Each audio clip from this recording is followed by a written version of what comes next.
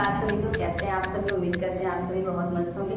तो आज की क्लास में हम लोग देखेंगे क्या, केमिस्ट्री चैप्टर 1 का, कक्षा 10 केमिस्ट्री चैप्टर 1 क्या है आपका, जो समीकरण का संतुलित करने का होता है, जो लास्ट में सबसे ज़्यादा क्वेश्चन पूछे जाते हैं, जो सभी बच्चे क्या होते हैं, फंस जाते हैं, नहीं कर पाते हैं, लेकिन यहाँ से आपको कम समय में अच्छे नंबर मिल सकते हैं। इसमें आपको दिया क्या है, कह रहा है कि रासायनिक अभिक्रियाओं के लिए संतुलित समीकरण लिखे। ठीक है, जैसे कि आपको समीकरण दे देता है केमिकल्स, मतलब समीकरण लिखने के दो तरीके होते हैं।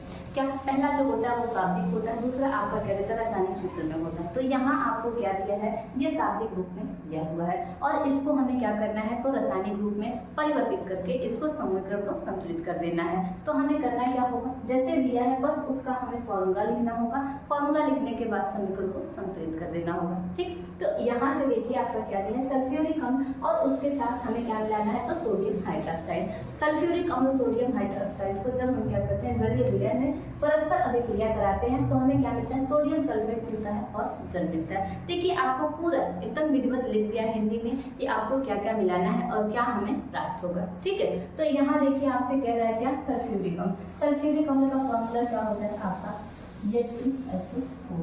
ठीक है, उसके बाद क्या है, आपको मिलाना है क्या उसके साथ, तो सोडियम हाइड्रोक्साइड। सोडियम हाइड्रोक्साइड के लिए फॉर्मूला NaOH। ठीक है, सोडियम आपका ये हो गया, हाइड्रोक्साइड OH हो गया। उसके बाद जब ये क्रिया करता है जलीय विलयन के साथ तो ये क्या मिलता है आपको, तो सोडियम सल्फेट मिलता है। तो सोडियम सल्फेट के लिए आपका Na2 और SO4। उसके बाद क्या मिलता है, तो लास्ट में आपका कह रहा है कि जल मिलता है। देखिए मैंने अपने से कुछ नहीं लिखा है, मैंने अपने से कुछ नहीं लिखा है, जो दिया था आपका हिंदी में लिख के उसी को मैंने क्या किया, प्रॉपर वे में लिख दिया है। तो यहाँ आपका दिया है क्या, सल्फ्यूरिक अम्ल। सल्फ्यूरिक अम्ल ये रहा आपका सोडियम हाइड्रोक्साइड। सोडियम हाइड्रोक्साइड मैंने यहाँ लिख दिया। उसके बाद अभिक्रिया के दौरान आपका जो प्राप्त होता है वो क्या है, सोडियम सल्फेट है और जल है। इतना तो मैंने लिख दिया, लेकिन आपसे कहा क्वेश्चन में क्या है कि संतुलित समीकरण लिखना है। क्या करना है, तो संतुलित समीकरण लिखना है। तो हमें यहाँ देखना होगा कि हाइड्रोजन की संख्या यहाँ 2 है और यहाँ 1 है, और यहाँ जो मिला है उत्पाद वो केवल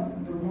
तो ऐसा तो होगा नहीं, जितना आप यूज करेंगे या फिर जितना पैसा आप लगाएंगे आप उतना पैसा का क्या करेंगे, रखेंगे कि उम्मीद करेंगे कि हमको उतना पैसा मिले। तो यहाँ जो आपने 3 हाइड्रोजन को मिलाया तो आपको केवल 2 मिला है, तो आप क्या करेंगे, उसको भी बराबर करेंगे। ठीक है, तो यहाँ से जिधर की संख्या कम होगी उधर हम क्या करेंगे, संख्या को बढ़ा देंगे। ठीक है, तो यहाँ हाइड्रोजन की संख्या 2, तो यहाँ जैसे ही हमने 2 लिखा तो हाइड्रोजन की संख्या 4 हो गई। यहाँ हाइड्रोजन की संख्या 4, लेकिन यहाँ हाइड्रोजन की संख्या 2 है और यहाँ 1 है, तो इधर की संख्या अब कम हो गई, तो यहाँ भी हम क्या करते हैं, 2 लिखते हैं। ठीक है, जैसे ही मैंने यहाँ 2 लिखा तो हाइड्रोजन की संख्या भी क्या हो गई आपकी, तो 4 हो गई। उसके बाद सोडियम की संख्या भी 2 यहाँ हो गई और यहाँ भी हो गई। सल्फेट आपका पूरा यहाँ से पूरा 1 है और यहाँ भी आपका क्या है, तो 1 है। हाइड्रोजन की संख्या देखो यहाँ 2 अधिक है, यहाँ भी 2 आपका क्या है, तो बराबर है। इस प्रकार से मैंने क्या किया, जो हिंदी में लिखा था आपका शाब्दिक समीकरण लिखा हुआ था उसको मैंने रासायनिक समीकरण में लिखा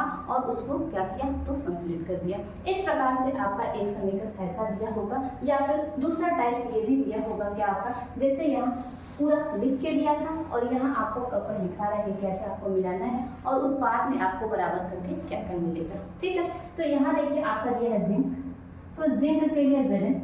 उसके बाद क्या करें, silver nitrate. Silver nitrate, silver के लिए Ag और नाइट्रेट का फॉर्मूला क्या होगा, NO3। ठीक है, आप क्या किए कि जिंक को और सिल्वर नाइट्रेट को जब मिलाते हैं तो ये इक्वल का चिन्ह दिया, तो मिलाने के बाद हमें क्या मिलता है, जिंक नाइट्रेट मिलता है। ठीक है, तो जिंक का फॉर्मूला Zn और नाइट्रेट का फॉर्मूला क्या होगा, यहाँ NO3 का होल वाइज।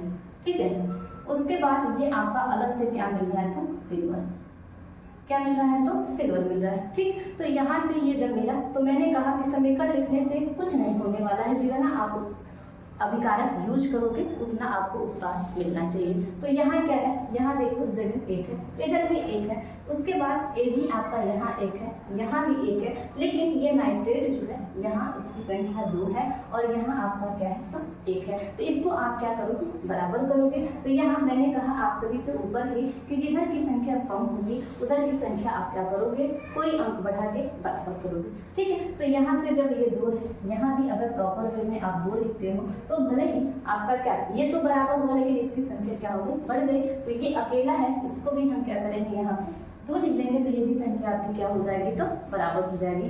इस प्रकार से आप क्या कर सकते हो, अगर सात्विक समीकरण दिया है तो उसको आप रासायनिक समीकरण में लिख सकते हो और परिवर्तित कर सकते हो। तो आज के वीडियो में बस इतना ही, फिर मिलेंगे नेक्स्ट वीडियो में, तब तक के लिए सब लोग को बाय बाय, टेक केयर।